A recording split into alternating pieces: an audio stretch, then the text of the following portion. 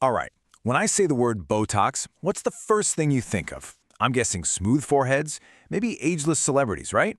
For pretty much everyone, it's all about cosmetics. I mean, it's a household name at this point. It's basically become synonymous with, fighting off the signs of aging. But what if I told you that for a whole lot of people, Botox has absolutely nothing to do with looking younger? For them, it's about one thing: living with less pain. We're going to peel back the curtain and look at the hidden life of Botox as a secret weapon against some really, really tough chronic pain. So how does this work? How does this famous toxin become this super important tool for managing pain? Well, we're diving straight into the science, and we're using a huge review of over 50 different studies that ask that exact same question. Okay, so what are we talking about here? It's botulinum toxin, or BNT for short. And yeah, it's a really powerful neurotoxin. But in medicine, it's not the first tool out of the toolbox. It's what they call a second-line therapy. Think of it as the heavy hitter they bring in when the usual treatments just aren't cutting it for someone's chronic pain. So the big question is, how can something famous for, let's be honest, paralyzing muscles also stop pain?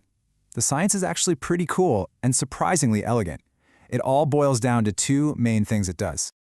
So you can think of botulinum toxin as having two primary gigs. You've got the one we all know about, blocking the signals to the muscles, which is what smooths out wrinkles. But then there's this whole other job it does, which for a lot of people is way, way more important. It directly targets and manages pain. Let's break it down into three simple steps. First, they inject the toxin right where it hurts, near the nerve endings. Second, it basically sets up a roadblock.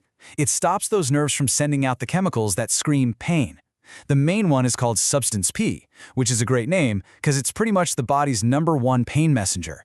And when you block that message, you get step 3, actual pain relief, what doctors call analgesia, and it even helps calm down the inflammation in that spot. And this is the key thing to get. It doesn't just numb the area like, a local anesthetic. It's more like a signal jammer. It literally stops that "ouch, this hurts" message from ever even leaving the station. So the message never makes it to your brain to be registered as pain. It's a super precise, targeted way of shutting down the signal. All right, so that's the theory. But where is this stuff actually being put to use? Where's the proof? Let's look at the evidence and see where it's making a real difference for real people. This chart here gives us a great look at where the research is concentrated. And wow, the clear frontrunner is neuropathic pain. That's that really tricky, nagging pain that comes from the nerves themselves being damaged. But right on its heels, you see a ton of research into those stubborn conditions like plantar fasciitis, that horrible pain in your heel, and myofascial pain too. So the big takeaway here is pretty obvious. The evidence is piling up, especially for pain that's coming directly from the nerves. And that's a huge deal because those are often the absolute hardest kinds of pain to get under control. That's why having a tool this targeted is such a game changer. Okay, let's zoom in on a classic example, plantar fasciitis. If you've ever had that sharp, stabbing pain in your heel, you know what I'm talking about. Normally, you start with stuff like stretching, ice, maybe some physical therapy. But what about those really stubborn cases, the ones that just refuse to get better? Well, for those, BoNT is now showing up as a really powerful alternative before you have to start thinking about something more drastic, like surgery. And the results from the studies? They're pretty incredible. Patients who got the BoNT injections had way less pain than those who got a placebo. But here's the cool part. Doctors could actually see the difference. On ultrasound scans, the inflamed tissue in the foot was visibly less thick.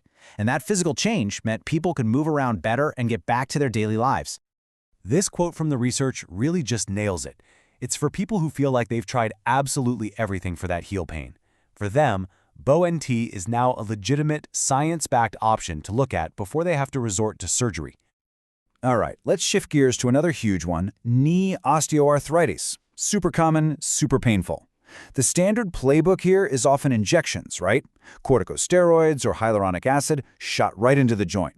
But again, we see the same pattern. When those don't work, BoNT is now being explored as the next move.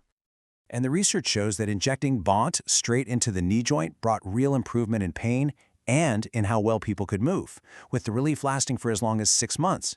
But get this, one study found that if you combined BoNT with exercise, it was actually more effective at killing pain than the standard hyaluronic acid shots, at least in the short term. How about that? Okay, now for this number, 87%. Just let that sink in for a second. In any kind of medical study, that is a massive number. But what is it talking about?